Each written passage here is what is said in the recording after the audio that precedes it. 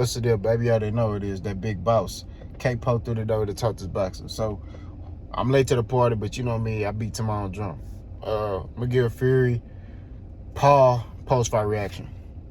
So first and foremost, shout out to Tommy Fury for finally defeating Jake Paul. Before I get in my soliloquy, Jake Paul has done wonders for the sport of boxing. He's bringing a different demographic of people into the sport of boxing. So I got to pay my respects to him. You know what I mean? I was a little weary of him coming into the sport of boxing because I love this sport. And I didn't want nobody coming in here who was going to make a mockery or a joke of this beautiful sport. You know what I'm saying? Boxing is an art. It's a martial art.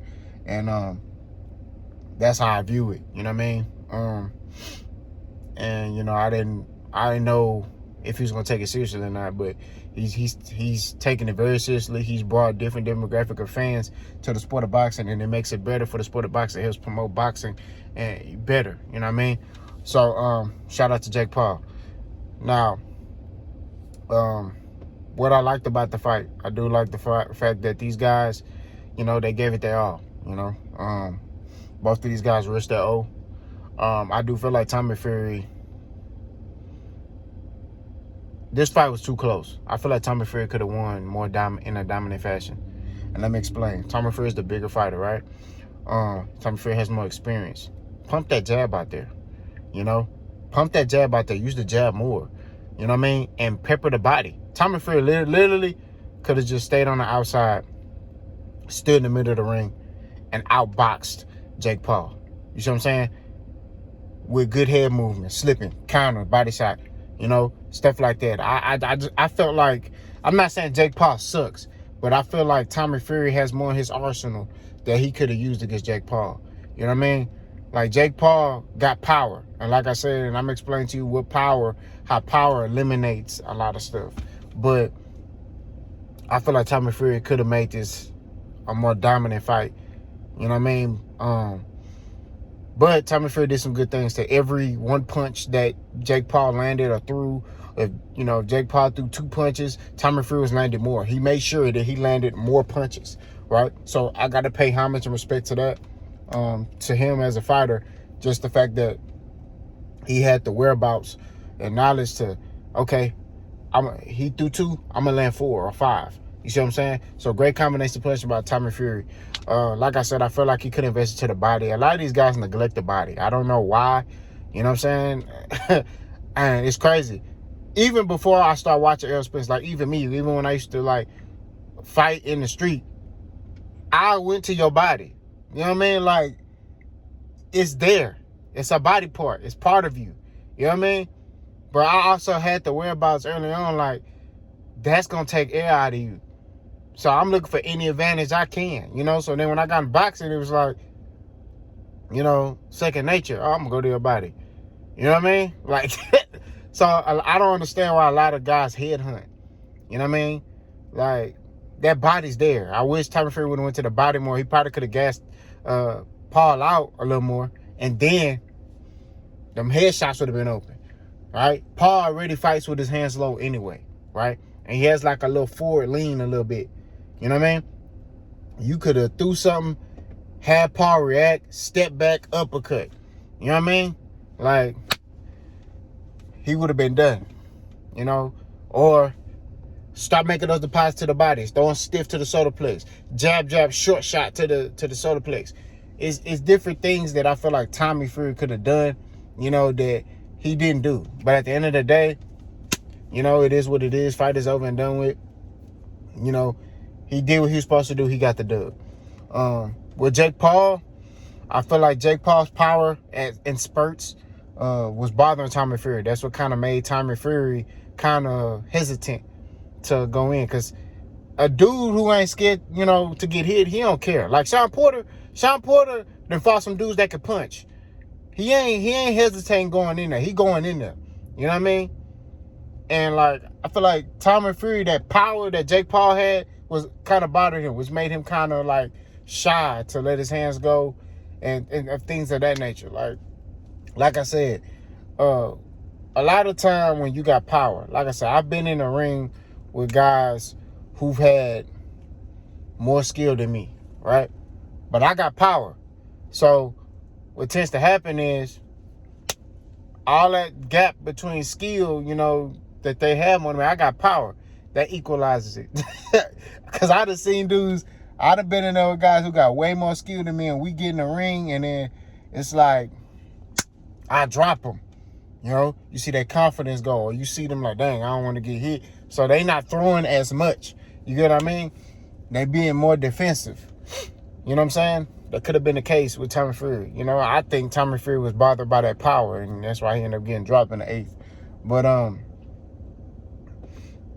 I feel like what Jake had to do is let his hands go more. And he didn't do that. Like he left a lot of opportunities in that ring. You know what I mean? That he could have taken advantage of. You see what I'm saying? Like I said, Tommy Fury's the bigger fighter from what I see. So what he could have done was Jake Paul could have threw jabs offline to set up shots to the body, you know, and to get inside and to work and to back Tommy Fury up on the ropes. If I was his coach, I would have told Jake Paul, you going to keep him on the ropes and you're going to throw punches and you're going to throw from different angles. You know what I mean? That's what you're going to do. Keep his back on the ropes. You control the fight. Dictate the pace of the fight. You're going to throw. So you got to be in the best shape of your life. That should have been his mindset. But, you know, he kind of was standing in front of Jake, looking to counter him so he can land that right hand.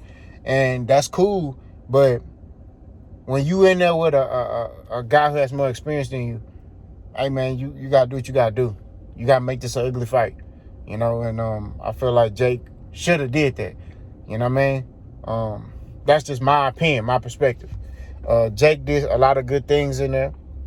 Like I said, the power was bothering Fury, which kind of made him a little gunshot to throw. But I was impressed by the performance. You know what I'm saying? He did. He has nothing to hang his hat on. You know what I mean? He got in there with a real fighter. Although Tommy Fury is, you know, he a prospect, like a journeyman. He ain't really fought nobody for real in the sport of boxing, where you could say, oh, you know, he's the real deal. You know what I mean? There's a reason why Jake Paul want to fight Tommy Fury and not fight a real fighter yet. Like, I'm talking about Canelo, which he said he want Canelo, but you know, if Canelo say I fight you today, we already know what's gonna happen. You know what I mean? He gonna stop Jake Paul. It's gonna be bad. You know what I mean? So, I like I agree with the outcome of the fight. You know what I mean? I thought Tommy Fury won. I'm cool with the split decision. Like I said, both of them left a lot of opportunities in that ring. You know what I mean? I feel like Tommy Fury could have won more decisively, in my opinion. Just the things that I'm seeing Jake Paul's doing, I'm like, why ain't Tommy Fury doing this? Why ain't Tommy Fury doing that? Why isn't he, you know what I mean? It was just a lot of stuff I was looking at. I'm like, man, he could have did this. Man, why he, you know? So, that's just my perspective. Should we see a rematch? I wouldn't be opposed to seeing a rematch. It's a split decision. I still would pick Tommy Fury to win. I think Jake Paul, this next go around, will fight the same. That's how he fight. There's a reason why Mike Tyson went to see Jake Paul spar and he went ahead and left. Y'all remember that? He went to go see Jake Paul spar and then he was like, oh, I'm not impressed. And he ended up leaving. You know? So, like I said before, Jake just got a lot of stuff he got to work on, man. I know he got BJ Penn as his head trainer, and he got a lot of guys on his team. I would look to, you know, maybe I would keep BJ Penn as my trainer, but I would look to train with another trainer or bring another guy in who could bring another perspective. You know what I mean? Because the issue with Jake Paul is he's kind of predictable. You know what I mean? Like, I could tell you what he's gonna do after a round, how he gonna fight the rest of the fight. You know, so he has to learn to be a chameleon in there. Like, if he gotta adjust, he gotta make those adjustments, and he has to be able to, okay, if I gotta throw more, I gotta throw more. Where if you gotta throw more, that means your cardio gotta get up, right? You know, you got to be ready to adapt. You know, like, for example, I had a fight, and I'm not comparing myself to Jake Paul, but I only could go off what I experienced. I only speak on what I physically seen or my experiences. I can't talk about somebody else that I haven't seen fight or anything like that.